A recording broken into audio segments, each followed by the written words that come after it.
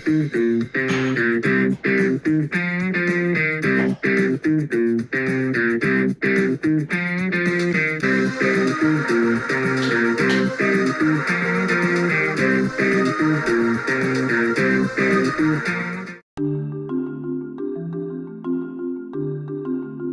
guys, welcome back to this channel, and today I'm doing an all 3 Spider-Man actor ranking. One more thing before I get started, I'm sort of basing this off some certain criteria, because originally I was going to do a showdown style, but then I realized that's kind of pointless. Instead, I just decided to rank all 3 actors with these criteria in mind. They include the actors Peter Parker, their version of Spider-Man, the Spider-Man side of Peter Parker, I guess. What's it called? Character arc / overall character, chemistry with love interest, sort of advantages and disadvantages, I guess, the overall movies, and I guess that's it. So those are all the main categories. Oh, and movies themselves. So overall, that's sort of how I kind of categorized it into doing this, and I think there's not much to say, but go check out my Spider-Man villain tier list as well as my Spider-Man movies ranked. Those are some of my Spider-Man rankings I've done so far. And without further ado, I think we can get right into it. Before I get started, there will be huge spoilers for No Way Home. Reason why I feel like I needed to do the criteria is because back in No Way Home, or just really when I was doing my binge watch, it was no more evident to me than in No Way Home, in that whole portal sequence when Toby and Andrew showed up. That was awesome, and in my first watch and my second watch, it was just great. And then because of that, I think that was because of all the Spider-Man showing up, it was no more evident to me than in No Way Home that I think all 3 Spider-Men could be number 1 on any week of the year, even any day of the week, or even any minute in the day. I don't know. So overall, that's why I've sort of decided to do it like this instead of just maybe ranking them, because they're all really tied, so I had to base it off some of these criteria. That's like the only way I could do it without sort of switching up my ranking even in the middle of the video. So I've come up with my final ranking.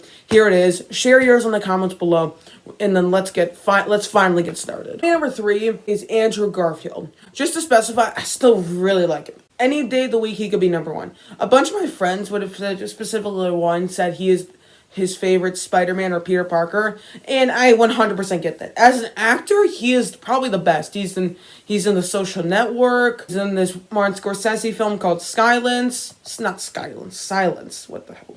He's in this new movie called Tick, Tick, Boom that I heard is quite good. He's been in a bunch of things. But I think the problem is they never really had the chance to really develop him. Like, I think he didn't have a full character arc. I think the problem was he had only 2 movies. He didn't have a third. And I think No Way Home sort of continued his character arc just a little bit, involving Gwen Stacy. I thought that moment where he saved MJ was fantastic. As a whole, they just don't do enough with his character. I do think he has a great Spider-Man, and he has the best chemistry with love interest by far. And as a whole, I do think he has quite a bit of fun in the role. I think he is a imaginable enough teenager, I'd say. Not as imaginable as Tom Holland is, but I think he does a decent enough job of doing that. And I think for his age, he does a pretty good job. But as a whole, the problem is, first of all, I don't like the way they kind of take his parents. On one hand, in The Amazing Spider-Man, the first one it worked, but then once they go into Amazing Spider-Man 2 and sort of make him the chosen one, and that the Spider-Mans were from Parker DNA, I just didn't care for any of that. I don't think he had by far the worst selection of movies.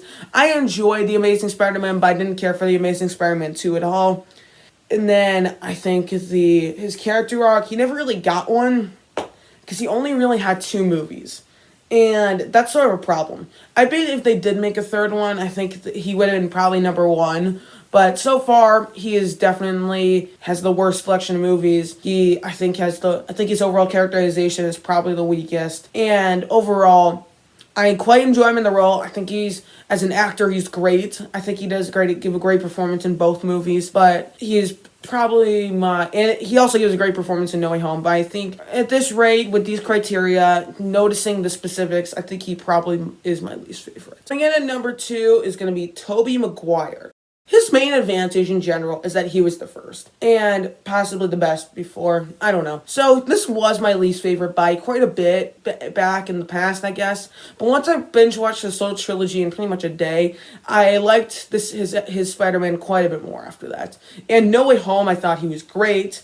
And as a whole, I think overall I think his character is great. His character is probably the most comic book accurate by probably quite a bit. Where Tom Holland, they give him the gadgets, Andrew Garfield and sort of make him do the Neo with him, do the Chosen One storyline, and it doesn't work at all. And overall, I don't think he has this good chemistry with love interest. I don't think Spider-Man is as fun, but I think he is definitely the most comic book accurate, and I think he has the best selection of movies I don't know about that, not by that much, but I absolutely love the original Spider-Man, and even I love Spider-Man 2 even more. Spider-Man 3 I have my issues with, but it's still an enjoyable movie, and completes his character arc pretty nicely. I think some of his friendships and connections with the villain really works for me, whether it's him and Norman Osborn, him and Doc Ock, him and Harry Osborn.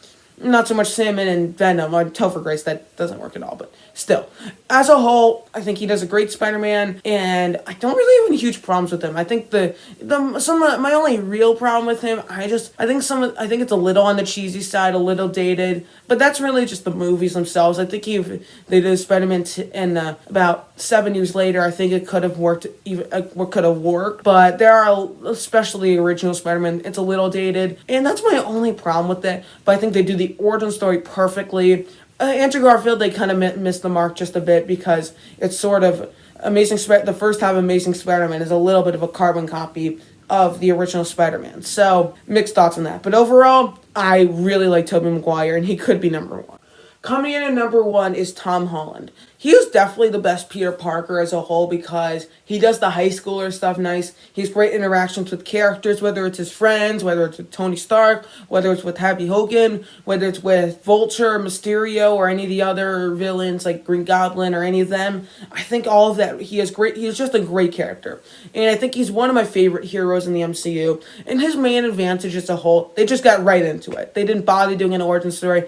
They had a little bit of backstory between Homecoming and pre-Homecoming and Civil War, and I think all of that works. My only problem with this character, really, the only reason why I was debating whether putting him at number one, I don't care for a lot of the gadget parts of the suits. Like, I think overall, I think some parts of the gadget suits, like in Homecoming and in No Way Home, they kind of work. But I think back in Spider-Man Homecoming and a little bit so Infinity War, I don't think all the gadgets work. I don't think they need any of them because Spider-Man's already really cool. Is already cool enough.